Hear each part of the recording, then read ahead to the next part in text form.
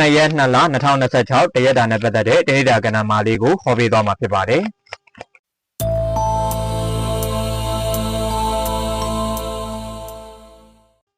အဟောင်းကိုစွန့်ပစ်နိုင်ပြီးတော့အသစ်တစ်ဖန်ဖြစ်တည်လာနိုင်လိမ့်မယ်မျှော်လင့်ချက်တွေရှင်သန်နေလိမ့်မယ်တဘာဝတရားကြီးနဲ့ဆက်သွယ်ပေးပါစိတ်ကိုအနာပေးရမယ်ကိုယ်လှုပ်ဆောင်မှုတွေအတွက်အောင်မြင်မှုတွေရရှိလိမ့်မယ်ပညာရေးကျန်းမာရေးအလွန်ကောင်းမွန်နေမယ်ဒီနေ့အတွက်ဆောင်းရှောင်းမဲ့ရာကတော့လောဘတွေကိုလျှော့ပါလူကျင်တာတွေကိုလျှော့ပါဒီနေ့မှာဖြစ်လာမဲ့ကောင်းခြင်းတွေကအလိုလိုဖြစ်လာပါလိမ့်မယ်ဒါကြောင့်မို့လို့ကောင်းသောအတွေ့ကောင်းသောအလုပ်ကိုသာလောက်ကင်ကြံစီတွေးတော့ပါလက်ကြီးနံပါတ်နဲ့ Universe Message ကိုဒီဗီဒီယိုရဲ့အဆုံးသတ်မှာထည့်ပေးထားပါတယ်တနေ့တာလုံးစင်ပြေချောမွေ့ကြပါစေဒီဗီဒီယိုကိုဆုံးတဲ့ထိကြည့်ပေးရတဲ့အတွက်ကြောင့်မို့လို့အားလုံးကိုကျေးဇူးတင်ပါတယ်